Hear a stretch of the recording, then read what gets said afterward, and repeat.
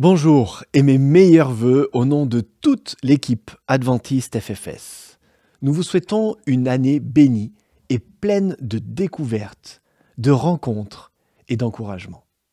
Que Dieu vous accompagne et nous guide dans tous les aspects de nos vies. Nous voici de retour en ce début d'année pour écouter, mais aussi être encouragés par des histoires inspirantes. Parfois, je contacte des personnes qui me disent « Tu sais Philippe, j'ai rien fait d'extraordinaire. Alors je ne suis pas certain de pouvoir apporter quelque chose. » Alors d'une manière générale, je leur réponds de la même manière. C'est justement pour cela que l'on vient te voir. Car tu es une personne ordinaire, mais qui, parce qu'elle a vu Dieu agir dans sa vie, devient extraordinaire. Alors, ne doutez jamais de ce que Dieu a fait pour vous, de ce qu'il fait et de ce qu'il fera.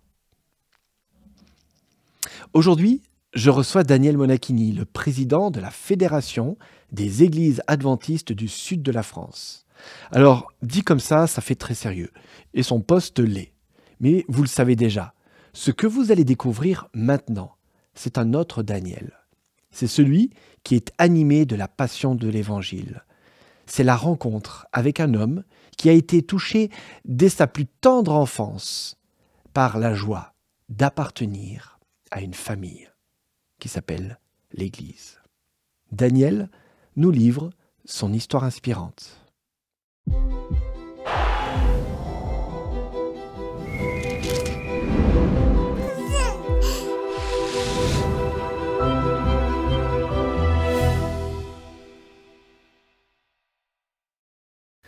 Bonjour Monsieur le Président. Bonjour Philippe. Alors oui, tu es le président de la Fédération France-Sud, mais aujourd'hui c'est pas le président qu'on reçoit. Donc c'était pour ça la petite touche d'humour. Aujourd'hui c'est Daniel Monachini, le pasteur, le papa, le mari, mais aussi cet enfant qui a grandi dans l'église adventiste qu'on reçoit. Et voilà, on se tourne vers toi pour te connaître un peu plus aujourd'hui. Une autre facette de toi, peut-être que certains connaissent, qui t'ont croisé en église ou dans différentes rencontres. Tu parles de temps en temps de toi, mais là, peut-être que certains vont découvrir un peu plus sur toi. Et cette histoire, elle commence il y a, j'ose pas dire longtemps, elle commence il y a quelques années, dans un lointain pays voisin, qui est la Belgique. Brumeux, humide et pluvieux. Voilà, alors, d'origine italienne quand même, il faut quand même le dire. Oui. On a compris que Monachini, c'était pas très germanophone. Non. Tu grandis en Italie, mais pourquoi en Italie d'abord ? Pardon, tu grandis en Belgique, excuse-moi justement, le lapsus. Tu grandis en Belgique, pourquoi la Belgique ?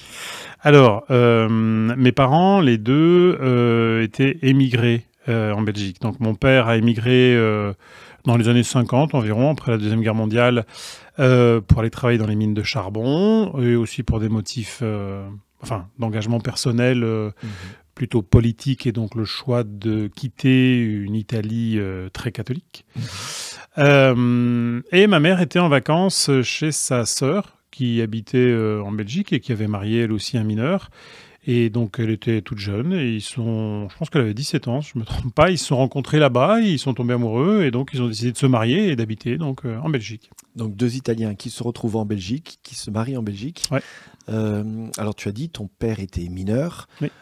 Donc on peut imaginer que dans les années 50, mineurs, c'est pas les mineurs des années 90 lors de la fermeture des dernières mines dans le nord de la France. Non, pas du tout. Alors j'ai pu récupérer heureusement une série de documents, d'encyclopédies. Aujourd'hui, il y a aussi des films qui ont été tournés là-dessus. Il y a des documentaires de grande qualité, et on peut visiter les mines, je crois, dans le nord de la France aussi, mais en tout cas en Belgique, on peut en visiter 2. Et en tout cas, on voit les conditions, c'était l'après-guerre, hein, donc on était tous dans des économies de survie. Les conditions dramatiques dans lesquelles les mineurs travaillaient. Et alors, pas que les Italiens, il y avait des Polonais aussi, beaucoup. C'était des conditions... une des images que je me rappelle qui nous racontait, c'est que donc eux, ils travaillaient grosso modo entre 9 et 10 heures par jour, 6 jours sur 7. Donc, ils nous disaient l'hiver, on ne voyait le soleil que le dimanche. Parce que quand on descendait dans le puits, il faisait nuit. Quand on remontait du puits, il faisait nuit. Donc, tu voyais le soleil le dimanche. Toi, tu nais donc dans ce foyer avec un papa qui, du coup, tu le vois quasiment pas, j'imagine, quand il remonte. C'est bonne nuit et puis allez vous coucher quelque part. Toi, tu retiens quoi de cette enfance d'enfant, pas de la mine, parce que toi, tu n'as pas été dans la mine, Non, mais je veux dire, heureusement. mais tu retiens quoi de cette enfance, comment dirais-je, je sais pas si on peut dire pauvre, ou en tout cas cette enfance très Oui. ouvrière, quelque part, vraiment Alors là, particulière. comme je disais un auteur il n'y a pas longtemps qui disait, nous, on n'a jamais connu la misère. Mais on était relativement très très modeste, pour pas dire pauvre, mais modeste. Donc mes parents sont toujours organisés pour que le nécessaire soit là. Donc les souvenirs lointains de l'enfance, et en plus tant qu'il y avait mon frère, ma sœur et mon père, sont des souvenirs relativement heureux et joyeux. Effectivement, on n'avait pas grand-chose, mais la chaleur familiale, elle était là. Et la tendresse, l'amitié, les Italiens sont des gens un peu quand même portés sur la joie de vivre, assez optimistes, souriants. Donc, il n'y a pas que des mafieux, encore une fois, je tiens à le dire. Donc, ouais, l'ambiance familiale était belle et elle était enrichie aussi par l'ambiance de l'église, je dirais, qui était très, très belle aussi, très chouette. Tes parents sont devenus adventistes. Tu parlais d'un père qui avait quitté l'Italie pour des questions de fuite du catholicisme. Alors, effectivement, ouais, donc mes parents, donc ma mère est devenue, elle, d'abord adventiste. Donc moi, quand je suis né, ils étaient les deux adventistes. Ce qui n'était pas le cas de mon frère et ma sœur, ce qui leur a créé quelques soucis. Et encore aujourd'hui, peut-être un peu un malaise, une distance avec l'Église. Parce que surtout, on le sait que quand des gens se convertissent, il y a une forme de passion qui arrive. Peut-être parfois une forme d'excès et une forme de distance avec tous les autres milieux sociaux. Donc ça n'a pas été positif pour eux, qui sont beaucoup plus grands que moi. Donc ma mère, t'es né dedans. Moi, je suis né dedans. Ma mère était catholique, elle est devenue adventiste. Mon père était communiste. Et 8-9 ans après, il a fait le même choix que ma mère parce que il a trouvé dans le côté... Alors, on en parlait, c'est marrant, mais plutôt social et d'engagement de l'Église, quelque chose qui l'a beaucoup touché, qui lui a plu. Alors, je peux imaginer, voilà, tu nais dans ce foyer adventiste, donc toi, tu nais, contrairement à ton frère et ta sœur, en effet, dans ce foyer adventiste, qui en même temps est un milieu, finalement, ton père très engagé dans le milieu social, dans ce milieu où il y a des syndicats aussi qui sont là. Et puis, il y a aussi un événement qui va changer beaucoup de choses. C'est la maladie de ton père, si je ne me trompe pas. Alors effectivement, comme je disais au début, les conditions de travail des ouvriers dans l'après-guerre étaient quand même très basiques et la protection, comme le secours en cas d'accident dans les profondeurs, était très mal organisée, assez rare. Donc lui, comme malheureusement des dizaines de milliers d'autres, il va contracter la silicose, qui est cette maladie où les alvéoles pulmonaires se bouchent au fur et à mesure parce que tu respires la poussière de charbon. Les microparticules de charbon poussent les alvéoles pulmonaires, bouchent les alvéoles pulmonaires et donc vont bloquer de plus en plus ta respiration. Et dans les années, je crois 70, un peu plus tard, au premier contrôle médical qui va être obligatoire et donc auquel ils vont tous aller, lui entendra la sanction. Demain, vous ne descendez plus dans la mine parce que vous êtes déjà malade à plus de 70% de cette maladie. Et quel est l'impact à ce moment-là pour toi, mais aussi toute la famille finalement, de papa qui ne peut plus travailler? Alors lui, il a vite rebondi parce que ça, c'est un des grands témoignages qui nous a laissé, une des grandes leçons de vie. Il s'est toujours organisé pour que sa famille manque de rien. Donc il ne pourra plus être mineur, mais il va travailler dans une fabrique de ciment. Donc il va trouver un boulot assez rapidement. L'impact a été effectivement plus ou moins en même temps que cette mauvaise nouvelle, le départ d'abord mon frère, puis de ma sœur, du noyau familial, et puis voilà cette maladie chronique qui va s'installer avec beaucoup d'absences et donc d'hospitalisation pour essayer de traiter, en tout cas d'accompagner. Traiter, il n'y avait pas de traitement, mais essayer d'accompagner et à la fin de voir lui comme tant d'autres fermer les yeux et mourir parce qu'il n'y avait pas de traitement possible. Toi, tu as quel âge à ce moment-là? Moi, j'ai entre 7 et 8 ans quand il meurt. Donc, tu es un gamin. Comment tu vis les choses à ce moment-là? Alors, Disons que ce beau foyer avec le départ de mon grand frère, puis de ma sœur qui se marie et qui part vivre en Italie. Donc les distances sont trop grandes et on peut se voir que l'été. Et puis le décès de mon papa et de me retrouver juste avec ma maman a effectivement teint de deuil la vie familiale. Mon père était quelqu'un de très très présent, très joyeux, très engagé. Quand il était au niveau communiste, c'était très engagé. Quand il était au niveau de l'église, c'était la même chose. Je ne sais pas combien de personnes, il y avait de centaines de personnes qui avaient à son enterrement parce qu'il était très connu, très aimé. Donc on s'est beaucoup replié. La maison s'est teinte de tristesse, de tous ces départs et de ce départ définitif. Et donc ça a été une période un peu de désespoir, de noirceur quelque part. Et en tout cas, ma mère a été pendant un bon moment, et je la comprends, presque inguérissable de ce deuil parce qu'elle était très profondément amoureuse et un peu dépendante de son mari. Donc moi, j'étais un espèce de...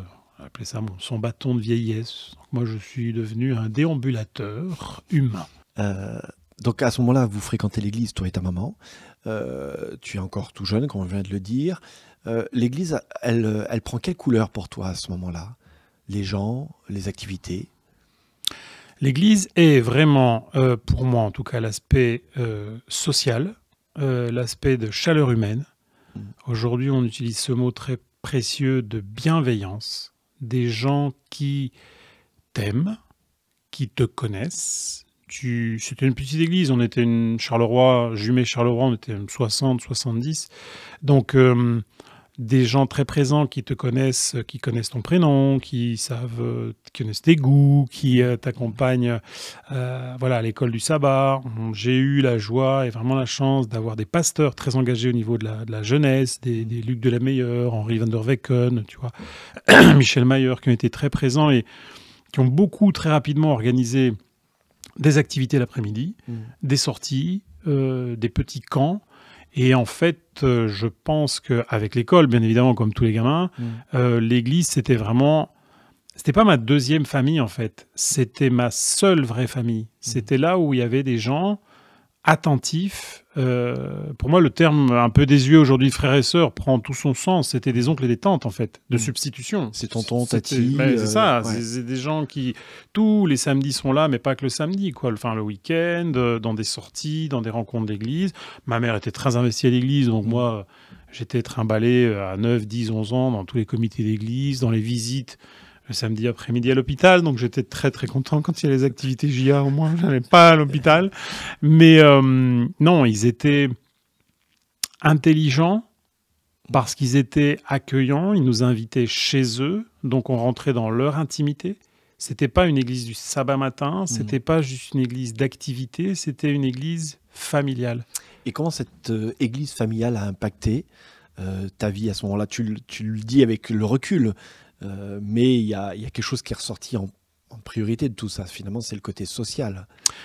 C'est, je crois l'avoir déjà dit dans certaines médites, mais c'est donc l'apprentissage du français, c'est-à-dire parler le français avec des gens, et donc tu as vraiment une aide à ta scolarisation et à ton intégration. Oui, il faut le dire qu'à la maison, vous parliez que l'italien. Oui, on parlait italien à la maison, bien évidemment. Ou alors quelque chose qui est un espèce de mix et de mélange, qui en tout cas t'aide pas à l'école. T'aide pas dans ta rédaction, t'aide pas dans ta conjugaison et ta grand-mère. Donc, ta grammaire, pardon. Donc, voilà, tu as la preuve que ça ressort encore. Mais oui, dans cet objectif-là, la mémorisation en français des textes bibliques, à l'époque, on apprenait beaucoup des versets par cœur. Moi, tous les matins, je me levais, j'avais mon école du sabbat à faire, point à la ligne, quoi, avant le petit déjeuner. Donc, tu lis le français, tu le lis à haute voix, tu le mémorises, tu le récites à l'église, tu le vis dans les écoles du sabbat, c'est ta langue sociale, c'est là que tu crées du lien. Donc, au niveau de l'intégration, c'est extraordinaire. Mais après, je pense que si c'était juste scolaire, ça serait des profs. Donc, tu as de la reconnaissance et peut-être du respect pour certains. Enfin, à l'époque, on en avait. Mais là, c'est beaucoup plus fort parce que c'est des gens avec qui tu manges, c'est des gens chez qui tu dors, c'est des autres gamins et tu joues avec leurs jouets, avec leurs jeux. Une fois, j'ai dit en rigolant, je me rappelle une famille que j'aime beaucoup, qui nous accueillait souvent. Le papa était ingénieur, la maman était professeure. Et le copain d'église avait une pièce avec que des jouets. Alors pour nous, immigrés italiens, une pièce avec que des jouets, ça s'appelle un magasin. Ça s'appelle pas une salle de jeu. Ça n'existe pas dans ta maison, une pièce où il n'y a que des jouets. Mais voilà, c'était cet accès à de la chaleur humaine et à une communauté qui est soucieuse de toi, de te connaître, de t'accompagner, de t'aider aussi. J'ai trouvé, en tout cas, les collègues pasteurs étaient très intelligents dans le choix des gens qui étaient faits, qui nous accompagnaient dans les commissions de nomination, je veux dire, à développer ce que tu étais, à te comprendre, à se dire, tiens, lui, il y a plus de potentiel là, ou alors plus de souffrance et de difficultés là ou là, donc on va l'aider. Et ça, ça n'a pas de prix. Est-ce qu'on peut dire que tu as rencontré Jésus grâce à cette église ? Ah, c'est clair. C'est clair. C'est le contact avec les gens en priorité. Mais bien sûr. Souvent, j'ai dit, quand j'étais jeune pasteur, on utilise cette formule, je pense, parce qu'elle est juste, en disant, voilà, moi, aujourd'hui, je suis adventiste du 7e jour, parce que dans la parole, j'ai découvert des vérités fondamentales. Et le jour où je trouve d'autres vérités, j'irai dans une autre église.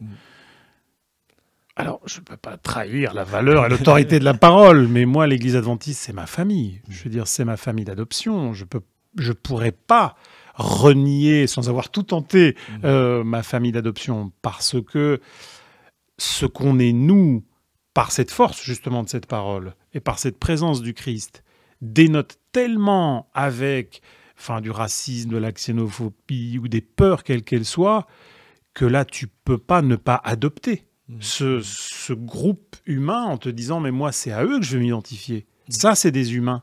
Ça, c'est des gens qui prennent soin les uns des autres. Ça, c'est des gens attentifs. C'est pas de la charité où je jette une pièce, tu vois, de façon anonyme. Ah non, c'était un engagement tout le temps.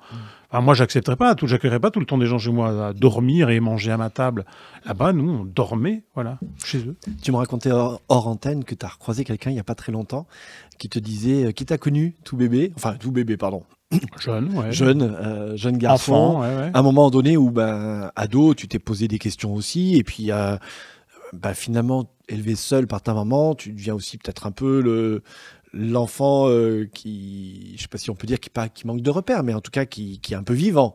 Voilà. Ça, c'est sûr. Voilà, qui est un peu vivant. Et elle te disait quoi ? Tu me l'as dit en antenne. Ah non, ouais, alors, elle espionnait un comité d'église qui avait lieu chez elle, où à un moment, il faisait le tour un petit peu des activités JA et de tous les jeunes qui étaient là. Et le pasteur disait en rigolant, il dit, mais bon, pour Daniel, qu'est-ce qu'on peut faire ? Est-ce que, alors, l'expression m'a un peu choqué, est-ce qu'on peut le sauver ? Donc, est-ce que, on peut sauver le soldat Ryan ? Et ce qui était dingue, c'est que la conclusion était que probablement non. Donc c'est fou, parce que ces gens, en plus, en se disant, non mais celui-là, on le sauvera pas, on va se focaliser sur les autres. Voilà, on va essayer d'en sortir. Celui-là, on n'arrivera pas. Et elle me disait, plus de 20 ans plus tard, elle me disait, tout compte fait, tu t'en es quand même pas mal débrouillé. Du coup, je ne sais pas, mais je m'en suis sorti. Ça aurait pu être pire, c'est sûr. Donc oui, l'Église, elle sauve la vie de certains individus, ça c'est clair. Après, elle sauve aussi pour l'éternité, et tant mieux. Et c'est peut-être ce pied dans l'éternité qui te met un pied dans la réalité en te disant, mais là, maintenant, on peut faire quelque chose pour des gens, pour des gamins, pour des petites jeunes filles, et les aider à autre chose, à rêver autre chose dans leur vie. En tout cas, les deux sont liés. Il y a un salut, ça c'est clair, mais il y a aussi un vécu de ce salut. Absolument. Et c'est cette expérience que toi, tu fais en premier. Comment cette expérience sociale, tu l'as bien décrit, je veux dire, comment tu as été entouré, comment vous avez été entouré, accompagné dans l'apprentissage d'une langue, mais aussi dans un vécu avec la jeunesse adventiste. Comment ça va impacter après, quand tu vas faire le choix de devenir pasteur, comment ça va impacter ton ministère ? Je crois que ça l'impacte toujours, parce que j'ai beaucoup de mal à imaginer, et peut-être parfois ça nous arrive, une communauté qui ne soit que espace de réflexion intellectuelle. Alors on en a, il en faut, c'est une nécessité. On définit, redéfinit et on s'approprie ce en quoi on croit. Mais je ne peux pas imaginer que sous quelque forme que ce soit, ça ne se traduise pas par des actions concrètes simple, régulière, authentique, vraie, adaptée au lieu où on est, parce que voilà, les églises où moi j'ai pu avoir la joie de servir, ou aujourd'hui la fédération, on a voilà, des églises avec de nombre de membres, des talents et des lieux qui font que tu peux faire certaines choses ou pas, ou que tu en fais d'autres.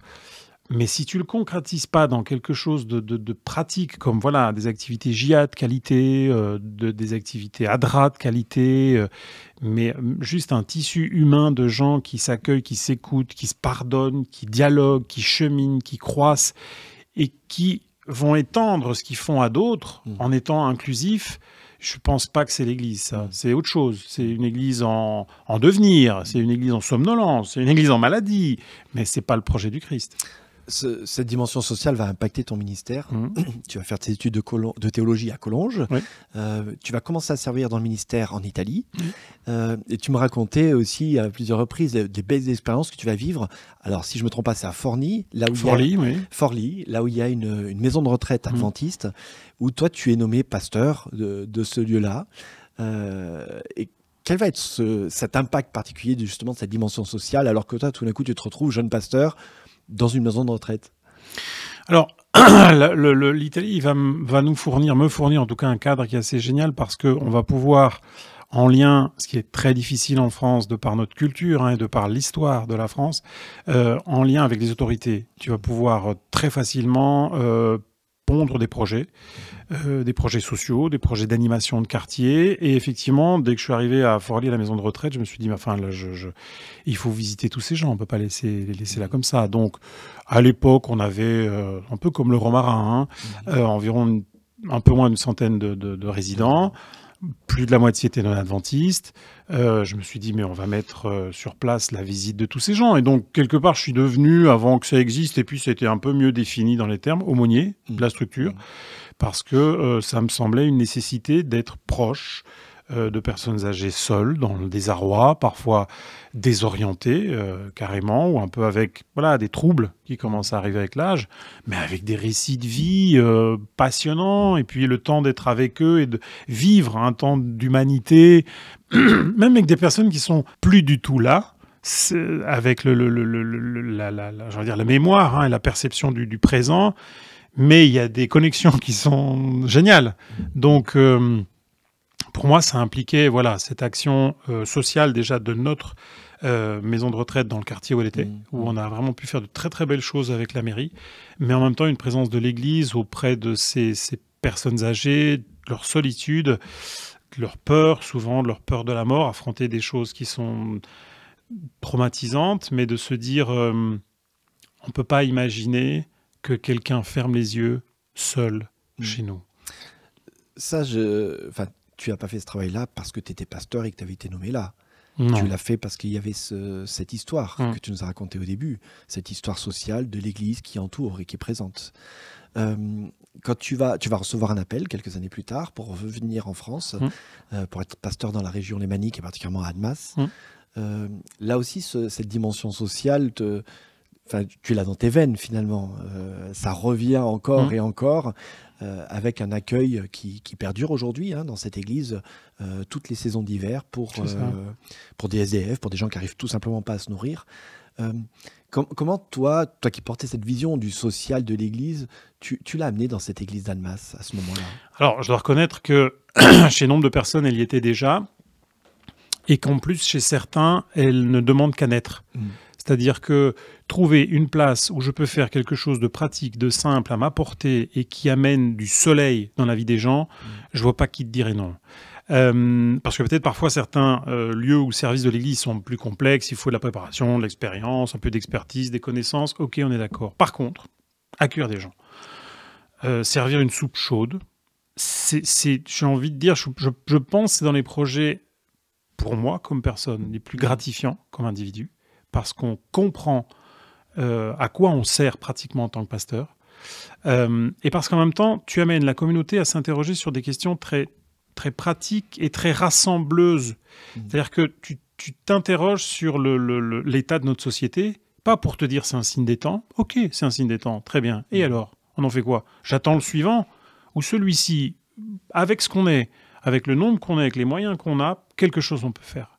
pour un petit groupe peut-être, et puis tout doucement, on se rend compte, et c'est ça qui est extrêmement touchant, tu vois des gens de l'extérieur qui te rejoignent dans ce genre de projet, qui t'apprécient, qui te financent pour ce genre de projet. Tu vois l'administration publique qui t'ouvre les portes, même si parfois elle est un peu frileuse, parce qu'elle se dit c'est des religieux, c'est une église, qu'est-ce que c'est ? Mais franchement, je repense une fois, j'étais avec Didier à la porte, cette image nous a beaucoup touchés, on en avait franchement les larmes aux yeux. Il y a un gars qui travaillait dans la... Pour repréciser quand même, donc c'est un accueil tous les dimanches pendant la saison d'hiver où l'église est ouverte pour accueillir et offrir un repas chaud. C'est ça. Donc SDF, gens pauvres, et ils ne s'inscrivent pas, ils viennent. Ils viennent. Et voilà, toi, tu es là à l'accueil avec les autres qui préparent le repas et qui servent. Exactement, on avait une petite équipe, une grosse équipe qui tournait parce que chaque dimanche, on voulait quand même être 6 ou 7, il y a du boulot. On s'est donné plus d'une année pour arrêter un service de colis qui était très sympa, qu'on faisait, mais qui ne trouvait plus de bénévoles et qui en même temps était complexe à mettre en place pour trouver les familles à aider. Ça générait beaucoup d'insatisfaction. Par contre, quand on a réfléchi et qu'on a un peu visité les autres associations de la mairie, qu'on a rencontré certains responsables de la mairie, notamment aussi des amis de l'Armée du Salut, on a compris que le dimanche, en fait, il n'y avait rien. Il y avait quelque chose à faire. Il n'y avait pas de repas chaud pour les sans-abri. Alors, tu disais, tu as été ému, je t'ai coupé dans ton partage. Voilà, tu étais avec Didier, un des bénévoles aussi à l'association. Et puis, à un moment donné, vous êtes touché par une rencontre. Écoute, il y a là une des personnes qui reçoit cette aide qui vient vers nous et on discute parce que l'objectif aussi, c'est de tisser du lien humain. Si c'est juste jeter une soupe chaude, franchement, je ne suis pas convaincu que ça soit non plus c'est déjà pas mal. C'est déjà pas mal. On peut aller plus Mais loin. on s'est rendu compte que les gens, ils avaient besoin de parler. Ils avaient besoin d'être connus, d'être même appréciés pour ce qu'ils étaient, d'avoir de la valeur dans la valeur que tu donnes à l'échange et au dialogue et à l'avis de la personne, à sa compréhension des choses. Et je repense à ce gars qui travaillait dans un grand hôtel et qui, c'est le cas en Suisse, puisqu'il était français, tu peux être très rapidement à la porte et te retrouver mais dans une cascade de précarité incroyable. Donc on parle avec cet homme qui travaillait dans un grand hôtel et qui avait un très très bon salaire, mais qui se retrouve dans une cascade de précarité incroyable et donc à la rue. Donc il n'était pas suisse mais français et donc dans une grande difficulté. Mais là il venait, c'était un gars avec qui c'était plaisant de discuter. Et puis à un moment il nous dit, vous savez ici, ce qu'on goûte, à part le lieu chaud, le lieu accueillant, le repas chaud, le fait de pouvoir aller simplement aux toilettes, de se laver les mains avec de l'eau chaude, de se faire une petite toilette, c'est aussi que ces repas, ils ont le goût des cuisines des maisons. C'est pas de la nourriture industrielle que vous nous donnez. Et il dit ça fait pas seulement chaud au corps, ça fait chaud au cœur. Là, on s'est regardé avec les collègues, on s'est dit, ça c'est pour ça qu'on est là. C'est pour donner chaud au cœur. C'est pour donner cette dimension, concrétiser cette dimension de communauté de foi et de communauté de vie. Quand le dimanche il est fini et que tu as eu froid dehors et que tu as discuté un moment et que tu as quand même sué à l'intérieur pour tout préparer, balayer, remettre en place, cuisiner ou pas, tu dis là je ne l'ai pas perdu mon dimanche. Parce que là on a concrétisé quelque chose de beau. Et c'est déjà un clin d'œil de ce qu'est le royaume de Dieu, ici et maintenant. Bien sûr il arrive et il est proche, mais ici et maintenant il doit témoigner de ce qu'il est. Si tu devais dire une phrase à nos auditeurs, de comment cette dimension sociale pour toi elle est importante, tu leur dirais quoi ? Résumé en une phrase, pour moi si tu veux, c'est la globalité du ministère du Christ. Je ne peux pas être disciple du Christ, suiveur du Christ qui se nourrit que de grands discours. Je ne vais pas dire de beaux, parce qu'ils sont beaux, et l'expression elle est galvaudée, mais de discours qui concrétisent de façon simple, et là c'était un des exemples, mais il y en a 1000, où cette parole du Christ, elle se traduit en gestes, elle se traduit en regard, elle se traduit en accueil, elle se traduit en sourire, elle se traduit en écoute, elle se traduit en bonté. Aller perdre une heure, peut-être pour quelqu'un, dans une maison de retraite ou un hôpital, visiter quelqu'un, pour toi, peut-être elle est perdue pour des activités. Pour la personne que tu vas voir, elle n'est pas perdue. Et ça change tout. Il y a la Bible qui est là à côté de toi. Ça veut dire qu'il y a un texte que tu veux nous laisser aussi qui peut-être a inspiré ton ministère ou qui inspire encore ton ministère. Oui. Écoute, je lis. Je lis. Partage-nous ce texte. Ésaïe au chapitre 6, c'est le verset 8. qui dit, et qui pour moi est cet appel profond, « J'entendis la voix du Seigneur disant, qui enverrai-je et qui marchera pour nous ?» Et Isaïe dit, « Je répondis, me voici, envoie-moi. » Voilà, au lieu de chercher des responsables dans nos communautés, peut-être la première réponse, c'est à moi de la donner. C'est à chacune et chacun d'entre nous, avec ses talents, son âge, sa capacité, son origine, mais il y a une petite part de ce bonheur que je peux concrétiser en répondant à cet appel. Merci Daniel de nous avoir dévoilé un peu plus de toi, de qui tu es, de ton parcours, de ton engagement aussi social, de ce qui est important pour toi. Et je te propose que ce texte, on puisse l'inscrire sur notre mur des témoignages ici à la Fédération. Avec un immense plaisir. Merci Philippe. Merci.